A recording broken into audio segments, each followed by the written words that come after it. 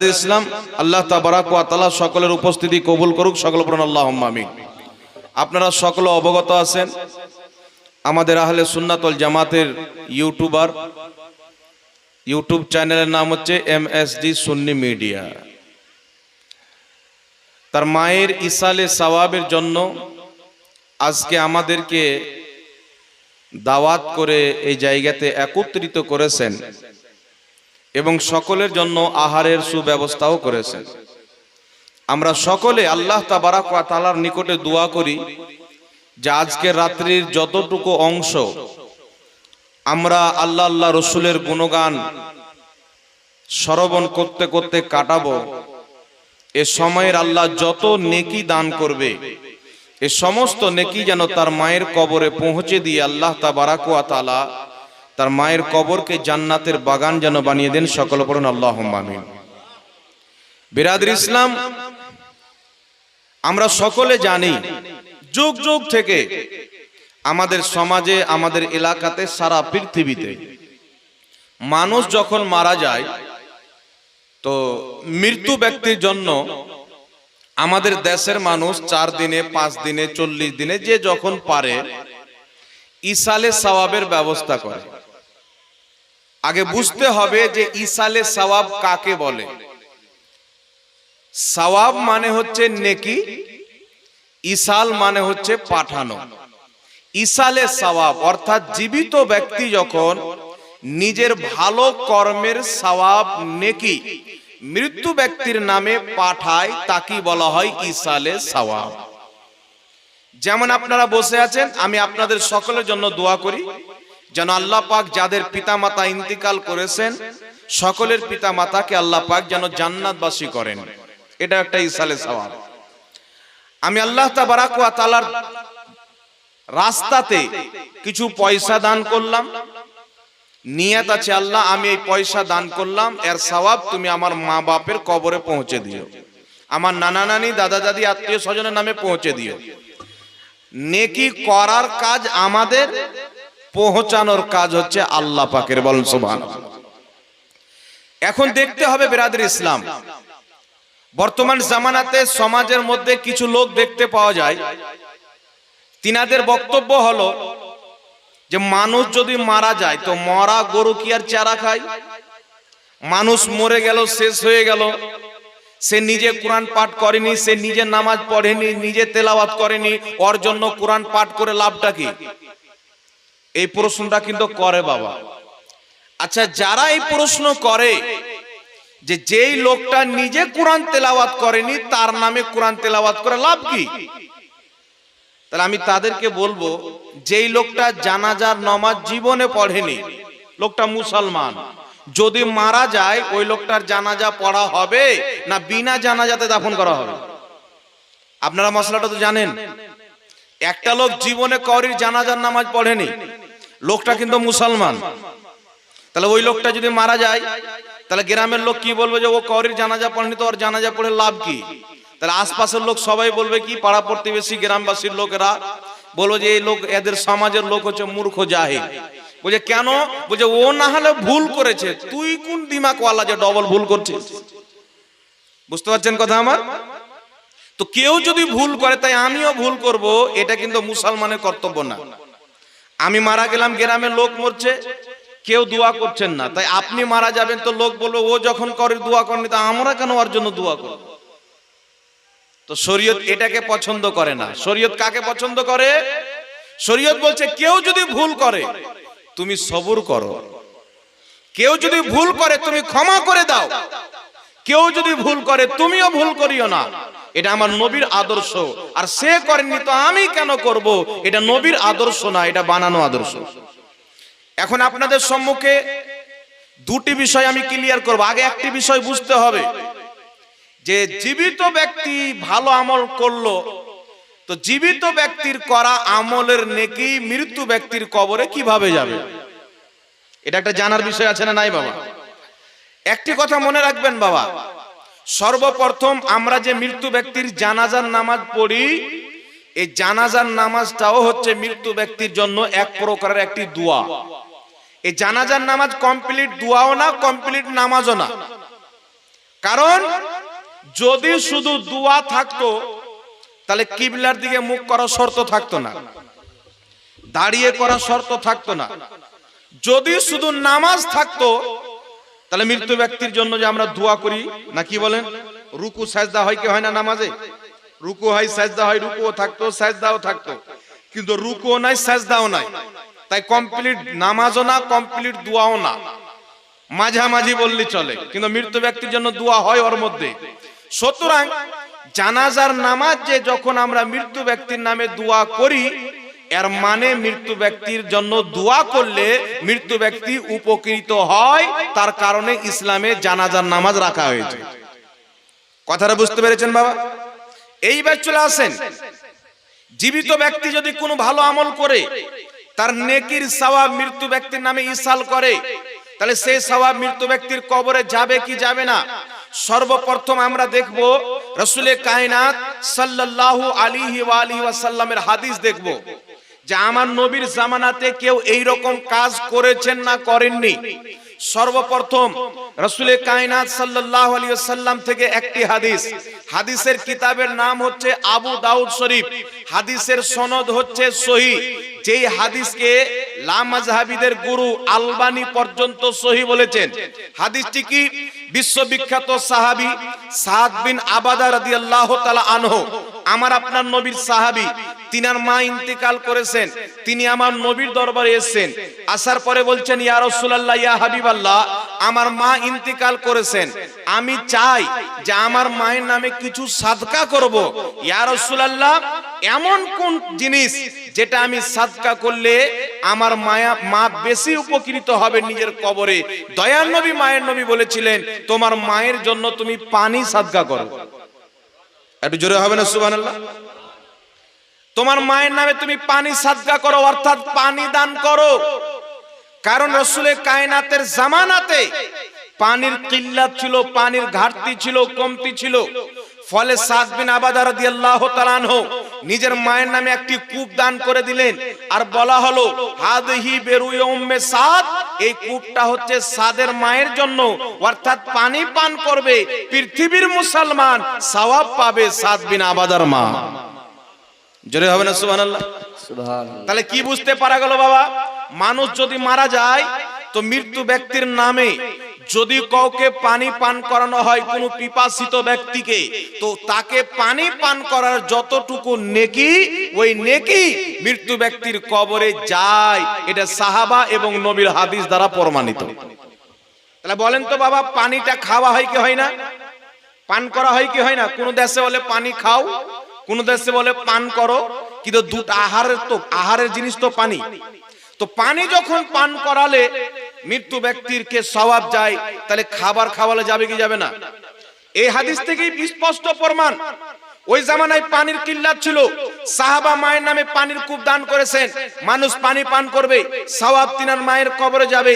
সুতরাং এই হাদিস থেকে প্রমাণ হয় যত রকমের হালাল জিনিস, হালাল খাদ্য, শরীয়তে যে খাদ্য খাওয়া যায়, ওই প্রত্যেক খাদ্যর মাধ্যমে ইসালে সওয়াব করাও জায়েজ আছে। বলেন সুবহানাল্লাহ।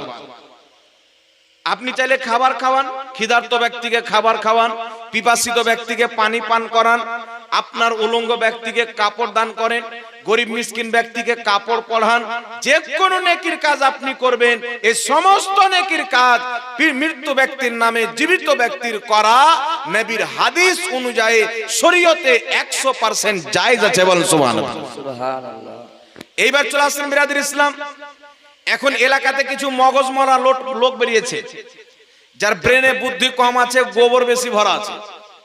তারা বলবে সাহাবা পানি খাইয়েছিল, তো আমরাও পানি পান করাবো, খাবার কেন খাওয়াবো? এইরকম প্রশ্ন কিন্তু আপনাকে করবে। কিন্তু একটি কথা মনে রাখবেন, মশলা যখন আখাজ করবেন, একটি হয় দালালাতুন নাস, একটি হয় ইশারাতুন নাস, একটি হয় ইবারাতুন নাস, একটি হয় ইক্তেদাউন নাস। তো এই যে নস চারটা আমি আপনাদের সম্মুখে বললাম, এখানে আপনারা যারা আছেন আমার মনে হয় না এই নস কাকে বলে আপনারা জানেন।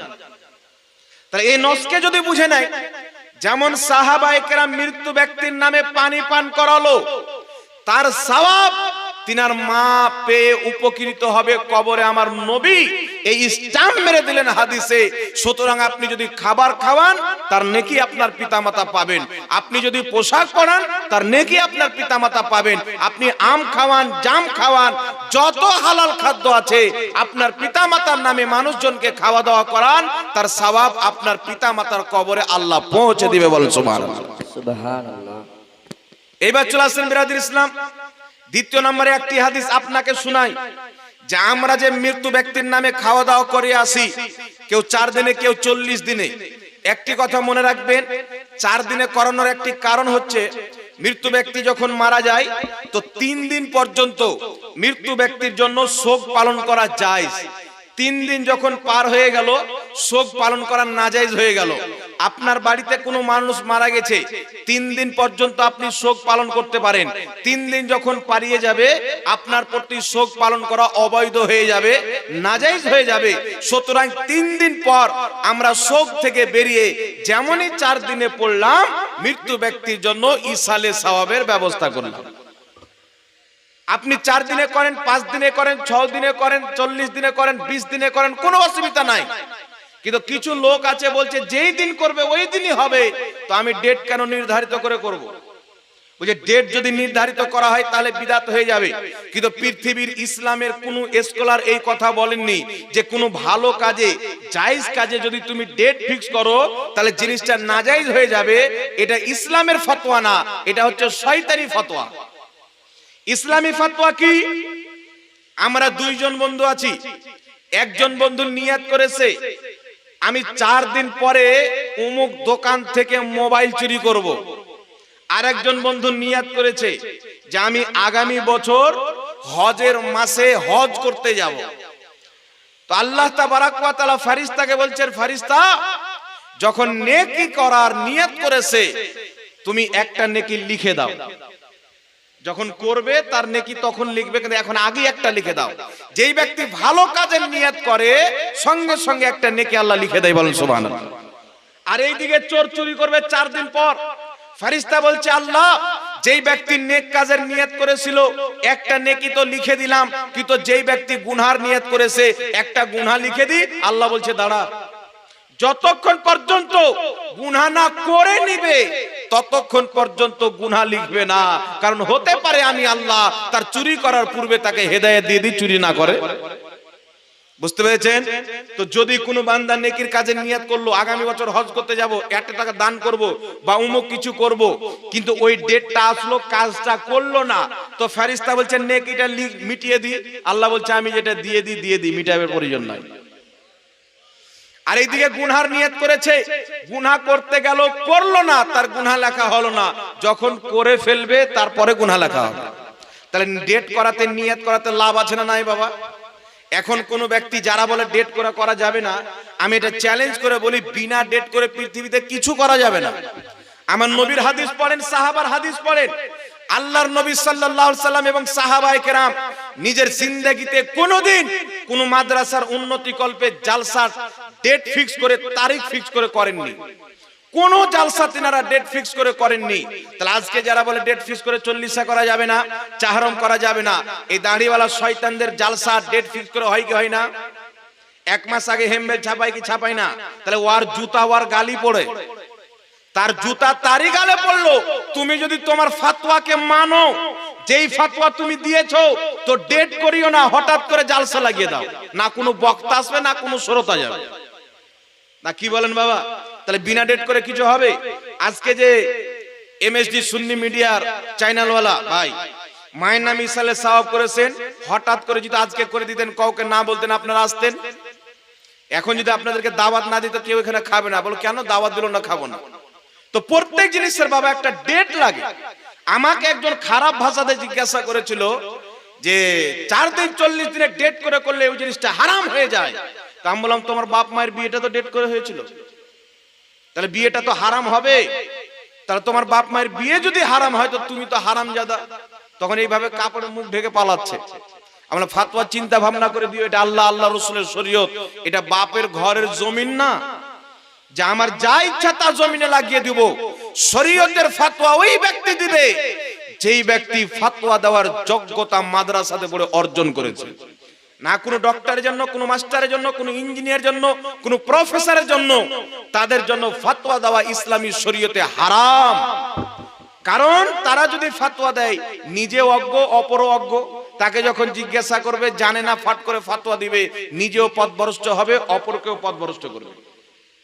এইবার চলে আসেন বিরাদর ইসলাম, আপনাদের সম্মুখে একটি হাদিস পড়তে চাই, যা আমাদের সমাজে, পৃথিবীতে যুগ যুগ থেকে মানুষ যখন মারা যায়, 4 দিন পর হোক, 5 দিন পর হোক, 40 দিন পর হোক, 20 দিন পর হোক, মানুষের যখন সুবিধা হয়, মানুষ নিজের পিতামাতা আত্মীয় স্বজনের নামে খাওয়া দাওয়ার ব্যবস্থা করে, কোরআন তেলাওয়াতের ব্যবস্থা করে, কলমা খানির ব্যবস্থা করে। এখন আপনাদের সম্মুখে একটি মাসআলা ক্লিয়ার করে দিই, আমরা যে মানুষের নামে খাওয়া দাওয়া করাই, এটা কি সাহাবা থেকে এসেছে, নবী থেকে এসেছে, না আমরা নতুন তৈরি করেছি? তো এই বিষয়ে একটি সহিহ হাদিস শুনে নেন। 950 বছর পূর্বের লেখা কিতাব হিলিয়াতুল আউলিয়া, ইমাম আবু নঈম আসবাহানী রাহমাতুল্লাহ আলাইহি, এই কিতাবের মধ্যে সহিহ সনদে হাদিস নিয়েছেন ইমাম জালালউদ্দিন সিউতি রাহমাতুল্লাহ আলাইহি নিজের কিতাব আল হাবিলিল ফাতাওয়ার 230 পৃষ্ঠার মধ্যে সহিহ সনদে হাদিস নিয়েছেন। হাদিসটি উল্লেখ করে বলেছেন ওয়া রিজালুহু রিজালুস সহিহ, এই হাদিসের প্রত্যেকটা বর্ণনাকারী সহিহ। তিনি বলছেন সাহাবায়ে কেরামের জামানায় এবং তাবেঈনদের জামানায় যখন কোনো মানুষ মারা যেত, তিনি বলছেন সাহাবায়ে কেরাম ফাকানু ইস্তাহিবুনা আইয়াতামা আনহুম তিলকাল আইয়াম, সাহাবায়ে কেরাম ওই মৃত্যু ব্যক্তির জন্য 7 দিন পর্যন্ত মানুষকে খাওয়া দাওয়া করাতেন। জোরে বলেন সুবহানাল্লাহ। সুবহানাল্লাহ। কতদিন পর্যন্ত খাওয়া দাওয়া করাতেন? সাহাবায়ে কেরাম এবং তাবেঈনগণ 7 দিন পর্যন্ত মৃত্যু ব্যক্তির নামে মানুষকে খাওয়া দাওয়া করাতেন। এখন যদি কোনো গাঁজাখোর গাধা যদি এসে বলে মৃত্যু ব্যক্তির নামে খাওয়া দাওয়া করানো হারাম, ওই খাবার খাওয়াও হারাম, তাহলে সে সাহাবার দিন মানলো না ইহুদির দিন মানলো? কার দিন মানলো? ইহুদির দিন মানলো। যেই মৌলবি বলছে 40 চারমের খাওয়া দাওয়া করা হারাম, ওই মৌলবি ফতোয়া দিচ্ছে যত রকমের পশু পাখি জীবজন্তুর মাংস খাওয়া হালাল, ওই সমস্ত পশু পাখির পেশাব এবং পাখানাও হালাল। আচ্ছা বলেন তো বাবা, মুরগির মাংস খাওয়া জায়েজ না না জায়েজ? জি। তো এই যে কিছু আহলে হাদিস নামের লোক বের হয়নি, লেডিস নামাজি, এরা বলে যত রকমের জানোয়ার আছে, এদের কিতাব হাদিয়াতুল মাহদি, এদের বড় ইমাম ওয়াহিদুজ্জামান লিখেছে এই কিতাবের মধ্যে যে গরু ছাগল পশু পাখি যত রকমের পশু যাদের মাংস খাওয়া হালাল, তাদের পাখানাও হালাল, তাদের পেশাবও হালাল। তাহলে বলেন তো বাবা, মুরগির মাংস খাওয়া হালাল না হারাম? তাহলে মুরগির মাংস আমরা খাবো, পাখানাটা ওরা খাবে নাকি বলেন? মাংস আমরা খাবো, পেশাবটা ওরা খাবে। সুতরাং যেই ব্যক্তি সাহাবায়ে কেরাম যে খাবার মৃত্যু ব্যক্তির নামে করিয়েছেন, খেয়েছেন, ওই খাবারকে হারাম বলবে, ওদের জন্য গু খাওয়াটাই যথেষ্ট, ওটাই ঠিক। হালাল খাবার ওদের জন্য হালাল না। তাই বিরাদর ইসলাম, সাহাবায়ে কেরাম মৃত্যু ব্যক্তির নামে তাবেঈনগণ 7 দিন পর্যন্ত খাওয়া দাওয়া করেছেন মানুষজনকে। তাহলে আমরা খাওয়া দাওয়া করাতে পারি কি পারি না? তার কারণ এটা যুগ যুগ থেকে চলেছেন, হঠাৎ করে কেউ তৈরি করে দেননি। নবী পাক সাল্লাল্লাহু আলাইহি সাল্লামের সাহাবার জামানা থেকে, এমন কি যে নবীর জামানাতেও সাহাবায়ে কেরাম মৃত্যু ব্যক্তির নামে পানি পান করেছেন, কূপ দান করেছেন। এই সমস্ত হাদিসকে সামনে রেখে যুগ যুগ থেকে মুসলমান পিতার নামে মাতার নামে 4 দিনে হোক 40 দিনে হোক বছরে হোক মা বাপের নামে মানুষকে খাওয়া দাওয়া করায়, তার কবরে নেকি পাঠায়। জোরে বল সুবহানাল্লাহ। সুবহানাল্লাহ। কিছু বক্তা বেরিয়েছে, আপনার বর্তমানের দিকে একটা পোল্ট্রি মুরগি বক্তা আছে, জি, এ বলছে এতই যে মৃত্যু ব্যক্তির নামে খাওয়া দাওয়া করা হারাম। আরেক জালসাতে বলছে যে যদি খাওয়া দাওয়ার এত ইচ্ছা থাকে আমার মাদ্রাসাতে দিয়ে দিবে। এক জালসায় বলছে মানুষকে খাওয়া দাওয়া করানো হারাম, আরেক জায়গায় বলছে আমার জালসা আমার মাদ্রাসাতে দিয়ে দিবে। তাহলে মানুষকে যদি খাওয়া দাওয়া করানো হারাম হয়, তাহলে ওর মাদ্রাসায় কি কুত্তা বিল্লি পড়াশোনা করে? জি। এদের চরিত্র, এরা হলো মুনাফিক, এদেরকে চিনেন। এরা যতই হারাম বলুক, ডাকিয়েন ভাদর মাসের কুত্তার মতন খাবে, মানুষের মতন খাবে না। হারাম বলবে, দাওয়াত দেন কুকুরের মতন খাবে। আপনাদের ওই পাড়ার একটা বাড়িতে এসেছিলাম আমি মিলাদে, 40 মিলাদ ছিল। তো দেখছি ওই জালি টুপিওয়ালা মৌলবিগুলো এসে আগে বসেছে আর খাচ্ছে, আর এমন ভাবে খাচ্ছে যেমন মরা গরু মরে গেলে কুকুর টেনে টেনে খায় না, ওই রকম খাচ্ছে। তুই হারাম বলছিস তো খাচ্ছিস কেন? লজ্জা লাগে না? হারাম বলবো তো খাবো কেন? এটা তো মুনাফিকের চরিত্র।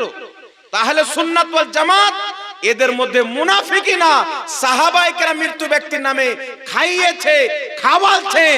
আমরা কিয়ামত পর্যন্ত নিজেও খাবো, মানুষকেও খাওয়াবো। বলুন সুবহানাল্লাহ। সুবহানাল্লাহ। যদি সাহাবায়ে কেরাম বিদাতি থাকে তো আমরাও বিদাতি, যদি সাহাবায়ে কেরাম মুসলমান থাকে তো আমরাও মুসলমান, না কি বলেন? তো সাহাবায়ে কেরামের চাইতে বড় মুসলমান কেউ আছে? জি। একজন ব্যক্তি আমাকে প্রশ্ন করেছে, মোবাইলে লিখে পাঠিয়েছে, হুজুর হযরতে মা ফাতেমা ইন্তেকাল করেছেন, তো হযরতে আলী কি 40 হারাম করেছেন? আবু হানিফা করেছেন, ইমাম শাফি করেছেন, ইমাম আহমদ বিন হাম্বল করেছেন, তারপরে ইমাম মালিক করেছেন। মানে কয়েকজন ইমামের নাম গনিয়ে বলছে ইনারা কি মানুষ মারা গেলে ইনারা কি খাওয়া দাওয়া করিয়েছেন? তো আমি ওকে এই হাদিসটা দিলাম যে সাহাবায়ে কেরাম 7 দিন পর্যন্ত খাওয়া দাওয়া করিয়েছেন।